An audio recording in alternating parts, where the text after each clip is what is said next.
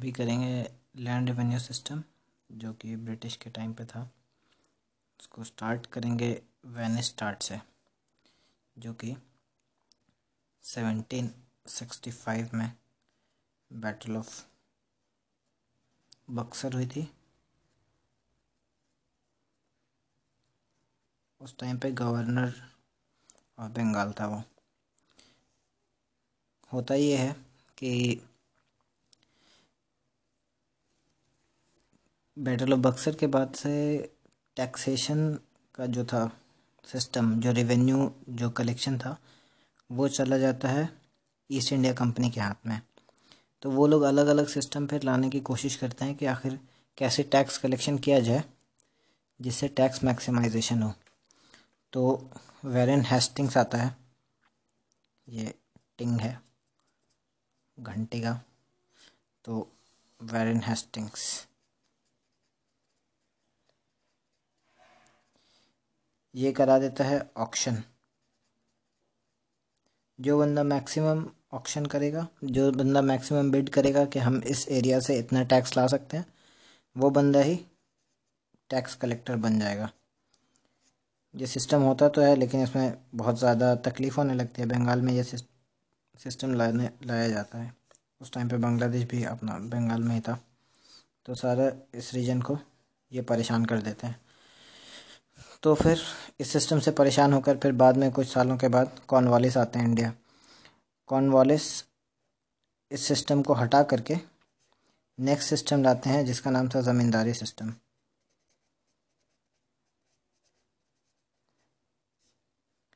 ज़मींदारी system Mughals के time पे नहीं था। उस टाइम पे मनसबदार होते थे, सूबेदार होते थे, लेकिन ज़मींदारी सिस्टम कॉर्नवालिस का ही लाया हुआ था।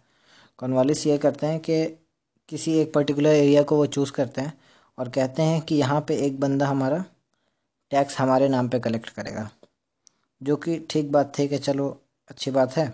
एक फ़िक्स्ड अमाउंट रहेगा जो कि ये ज़मींदार दे देगा, जो कि जनरली जैसे 11 पार्ट्स अगर टैक्स मिलता है ज़मींदार को, तो ये 1 पार्ट दे देगा ईस्ट इंडिया कंपनी को और 10 पार्ट्स खुद रख लेगा। लेकिन ज़मींदार को ऐसा होता है कि वो सिक्योर हो जाता है कि अच्छा भाई, यहाँ से तो हमें टैक्स मिल ही जाएगा, तो वो एब्सेंट हो जाते हैं और एब्सेंटी लैंडलॉर्डिज्म हो जाता है।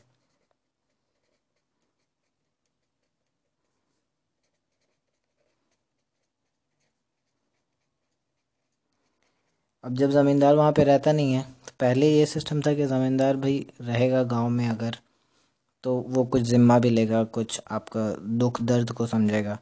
लेकिन अभी यहाँ क्या है कि ज़मींदार आया, हमें टैक्स दीजिए।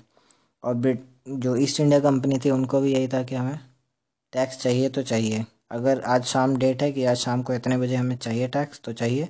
अगर नहीं है तो दूसरा बंदा ज़मींदार हम चुन लेंगे। तो इसमें बहुत ज़्यादा वो एक्सटॉर्शनेट टैक्स रखने लगे कि अच्छा ठीक है, हम आगे देना भी है, तो इसलिए हमें जितना भी हो सके मैक्सिमम। दूसरी चीज़ में प्रॉब्लम हो गई कि क्योंकि पैसे में देना था टैक्स, तो लोग ज़मीन को बेचने लगे अपने, परेशान होकर के कैश क्रॉप उगाने लगे, तो फिर खाने की कमी भी हो सकती थी। एक ये प्रॉब्लम हो गई। दूसरी एक चीज़ थी जो कि हमारा बॉम्बे रीजन में था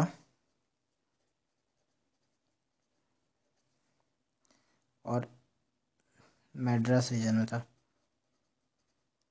मद्रास पूरी प्रोविंस थी, बड़ी सी, यहाँ यहाँ तक पहले थी, आंध्र प्रदेश में भी आ रहा था। तो ये इस दो रीजन में एक अलग सिस्टम था जिसको मुनरो सिस्टम कहते हैं। मुनरो सिस्टम का दूसरा नाम है रैयतवारी। रैयतवारी में कोई ज़मींदार तो नहीं था, लेकिन इसमें क्या होता था कि जो किसान है उससे डायरेक्ट ब्रिटिश जो ईस्ट इंडिया कंपनी है वो डायरेक्ट सेटलमेंट कर लेते थे कि अच्छा आपको इतना टैक्स देना है इतने सालों तक।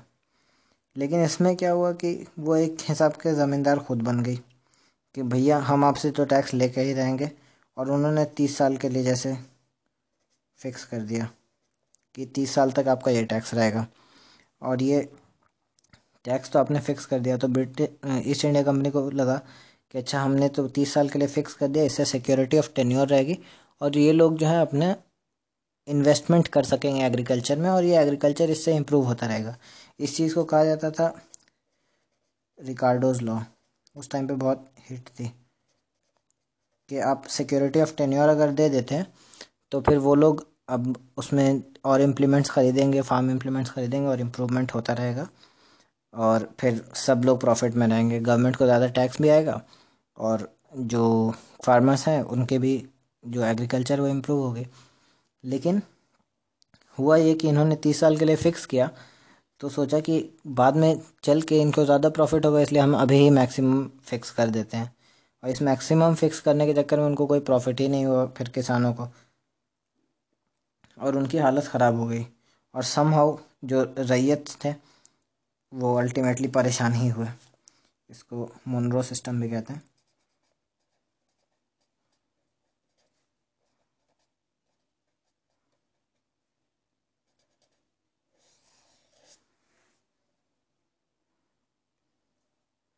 और इधर था पहले कौन सा था, कॉर्नवालिस।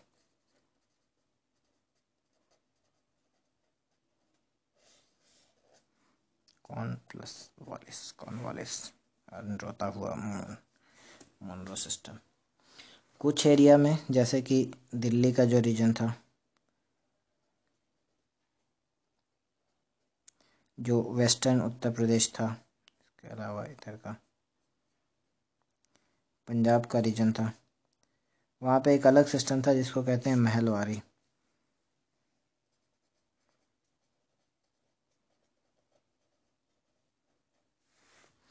महलवारी सिस्टम में क्या होता है कि यूपी के कुछ गांव थे जहाँ पे ग्रुप ऑफ विलेजेस को भाईचारा कहा जाता था या महल्स कहा जाता था।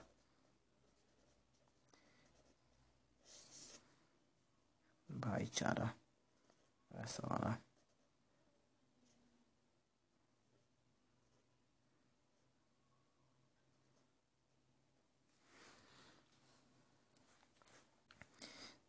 तो महलवारी सिस्टम में क्या होता था कि एक ग्रुप ऑफ विलेजेस रहते थे और उनके साथ सेटलमेंट कर लिया जाता था कि अच्छा आपको इतना टैक्स देना है, हमें इतना टैक्स लेना है इतने दिनों में।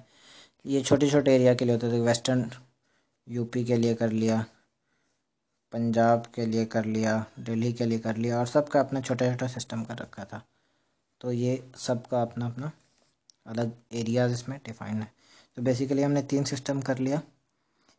एक था कॉर्नवालिस सिस्टम, दूसरा था मुनरो सिस्टम। कॉर्नवालिस सिस्टम का दूसरा नाम है ज़मींदारी, मुनरो सिस्टम का दूसरा नाम है रैयतवारी, और तीसरा सिस्टम था महलवारी जो कि वेस्टर्न उत्तर प्रदेश रीजन में होता था। भाईचारा इसका दूसरा नाम है। ओके, बस इतना ही आज का।